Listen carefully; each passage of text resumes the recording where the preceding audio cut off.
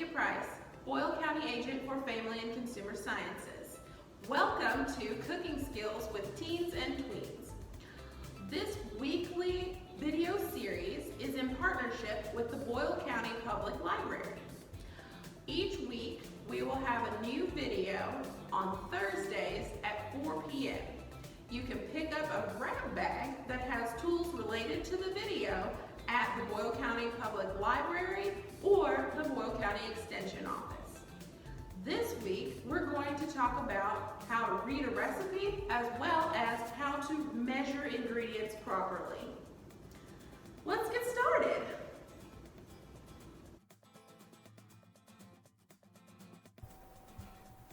It's all in the recipe. A recipe is a list of ingredients and set of instructions for making a food dish or beverage. Can you name basic parts of a recipe? Let's go over a few. The recipe name, ingredients, and directions are most commonly found on every recipe card. The ingredients list is helpful when planning out your shopping list. Your directions are important because they tell you how and when to add ingredients throughout the whole process.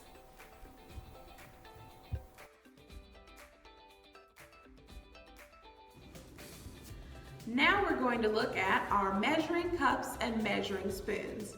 So we have our measuring spoons, our dry measuring cups, both of which will be in your kit that you'll be receiving. Then we also have our liquid measuring cup. So when you are measuring your ingredients, it's important to use the correct cup or spoon for the job. So if you're going to measure a dry ingredient, like flour for example, you would use the dry measuring cups. It's important to do this because when you're baking, the measurements between a liquid cup and a dry measuring cup are different. So you want to use the one that goes with the ingredient that you're measuring. Today we're going to use flour, whole wheat flour. So what you're going to want to do is take your measuring cup and get a heaping scoop out. And I like to do this over the bowl or over the bag, but you'll take a straight edge. I just have a plastic knife and I'll use the back of it to level off the measuring cup just like that, so it's even. So you've got a very precise 1/4 of a cup of flour for your recipe. Now we're going to measure liquid in our liquid measuring cup. So what you're going to want to do is take your liquid measuring cup, which you can tell it's a liquid measuring cup by the spout here on the side. That's how you can tell the difference between dry and liquid. You want to do that. So what you're going to want to do is you'll take your liquid measuring cup and sit it on a flat surface. The whole purpose is to make sure that when you're pouring your liquid up to whatever desired measurement you need, you're getting an accurate reading of that. So say we need a cup of water. We'll use water. Your recipe may call for milk, juice, whatever liquid will go in this cup. So we need a cup of water for our recipe. What you're gonna do is set your cup down and pour in the amount up to the line.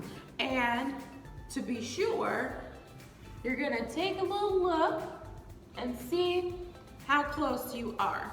Because this table is more sturdy and stable than my hand, which, you know, you can't get an accurate reading holding it up and trying to see the water is moving. Water doesn't move on this flat surface. So try and use a flat surface when you use your liquid measuring cup. The last thing I want to show you today is a little bit about the measuring spoons. So they're very similar in getting an accurate measurement as the dry measuring cups, but they're much smaller and they can also be used for liquid. So what you're gonna wanna do, very similar to the dry measuring cups, you'll scoop out whatever amount you need and use a straight edge to level it off, or pour your vanilla or your olive oil or whatever you're using in there to the top and add it to your recipe. One thing I do want you to remember when it comes to your measuring spoons is to always try and think ahead when your recipe calls for a measurement, to where you use one or maybe two tools at a time. For example, 1 teaspoon is great. 1 tablespoon is great. 1 tablespoon can equal 3 teaspoons. It's easier to measure once accurately instead of using a smaller spoon to continually measure something. So if something calls for 3 teaspoons, because I have seen in a recipe where it says 3 teaspoons of salt or something, and I thought, why didn't they just say 1 tablespoon? Because that's 3 teaspoons. So you're going to want to use that so you've measured once and you know you're accurate, instead of increasing the amount of error that could happen with multiple measurements from a smaller spoon. Thanks for watching. Please look in the description for a link to a survey.